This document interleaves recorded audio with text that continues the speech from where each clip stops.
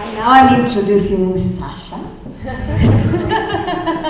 Who started to speak to me about this passionate topic about do-it-yourself economies, which is one of the greatest things I've seen in the emerging paradigm of economics. So I'm very happy that I'm here to listen to her, and you should be too. Thank you. Wow, thank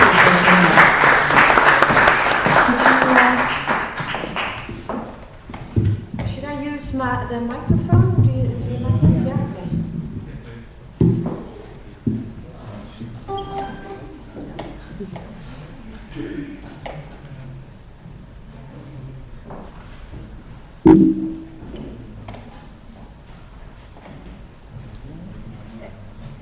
Yeah.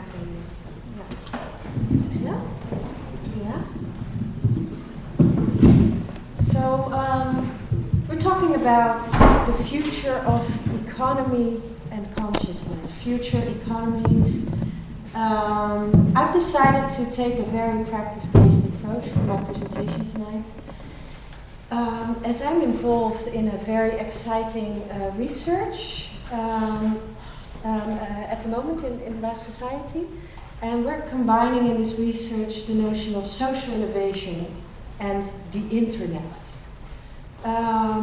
Social innovation is a very broadly used term nowadays, so and I'm sure you must know all this, but just to be precise, this is the way how we define it for our research, is new solutions that simultaneously meet social need and lead to improved capabilities and relationships and better use of resources and assets.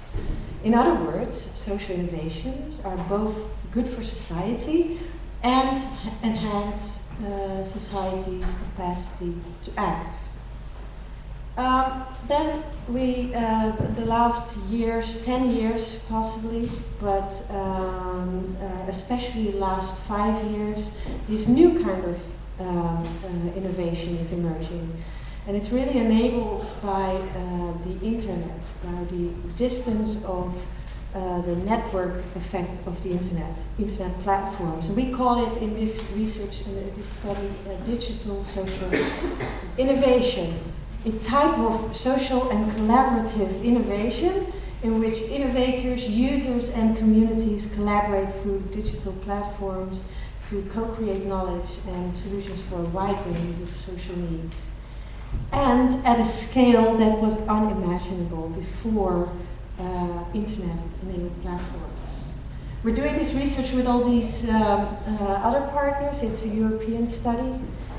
And the main focus is how do actors and initiators in Europe exploit the power of the internet. And it very much links to what you were saying. You see the shift from government, business and competition-driven systems to the more community and collaborative systems.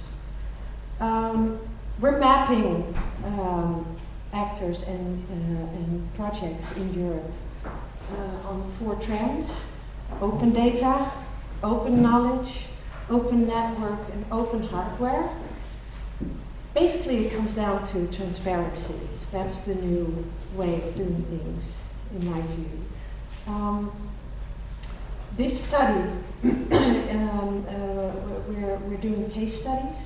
So I have a huge list by now of very exciting projects and actors in Europe doing fabulous things, and I would like to show a few of them to inspire you and to hopefully stress the story that Fernanda just told us. This is not an academic study as such, so the list and the words I'm using, they're in no way meant to be academic approved. We're just trying to describe a new world and a new sector, and we're trying to do that because we want to inspire others to do the same, because we're very excited. The first example is Peerby. Some of you might know it. It's a Dutch platform that allows people to lend stuff any kind of stuff. It's connecting neighbors. And it's not like rocket science. There's other platforms doing this similar things. But the interesting about this, the interesting thing about Peerby is that they have developed an algorithm that has a response time of 30 minutes. Other platforms, they connect people, but they really make people do a lot of effort in searching what they need or asking the right questions. And at Peerby, they realized if you need a so, you need it now. You don't need it in 2 weeks. You don't know if you need something in 2 weeks, you really need it now. So that's how they try to develop this algorithm connected to a map of your neighborhood. And what basically happens if you can send out your question, does anyone have a sewing machine or a toothbrush, electric toothbrush, or a baby bed or whatever? And all your neighbors that are on the platform in your area in like 200 meters, they get an email. And you can answer, yes I do, no I don't. If you answer yes, then you are connected to this person asking the question. If you say no I don't, you never ask the same question again. So it's also a memory base.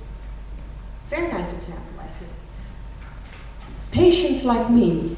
It's a very random selection of examples. Just to, like I said, to inspire you what is going on out there. Patients Like Me is a network of patients with specific diseases. And it began, I think in 2011, as a social network for patients to share experiences on anything related to their specific diseases. And what is very interesting about Patients Like Me, that it's grown hugely. It's the largest research and patient network in America, I think. And they're even now have developed business models where they're selling the knowledge base to companies and to pharmaceutical industry.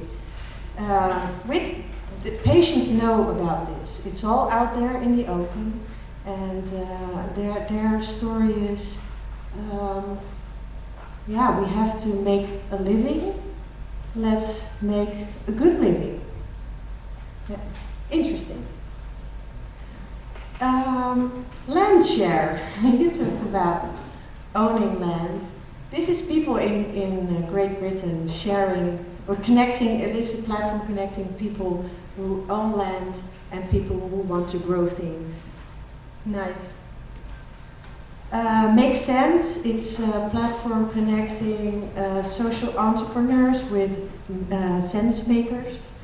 So social entrepreneurs, they put in their profile and say what their venture is or what they want to achieve, and asking a community to advise them or to join them on a project or whatever.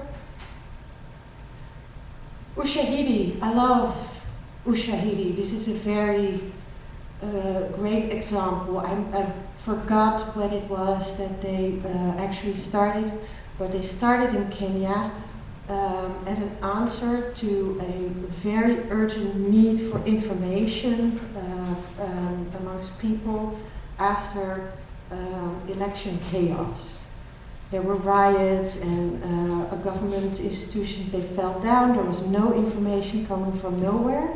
And Ushahidi built a platform for people who they could send their, through a mobile phone, could send information about current situations on the ground. There's a roadblock here, there's this and that going on there. So it's a crowd map, as they call it. And they've evolved also greatly, and they're using they're selling the platform for many different purposes. They came into action after the Haiti earthquake, and then it was really an emergency response, disaster response platform. Great, I think. Safecast. also after a very serious emergency, is a global sensor network for collecting and sharing radiation measurement. It was built after the nuclear power plant incident in Japan. And by now it's a worldwide network, a citizen science network, people with their own Geiger meters. They can upload radiation information, and it's really empowering people to be knowledgeable about their own environment. And then Fairphone, it's a project that I'm particularly proud of. It's a Waag project, and I've been involved from the very beginning. It's the endeavor to try and build the first ever fair phone. It began as a research project, asking us the question, why is it that you can buy fair clothing, fair chocolate, but like I said, Waag Society, our building material is technology and electronics, and there's no fair electronics. Why is that? So we started to investigate, and then at some point we are makers. So we decided it's not there, so let's try and make one and see what we encounter.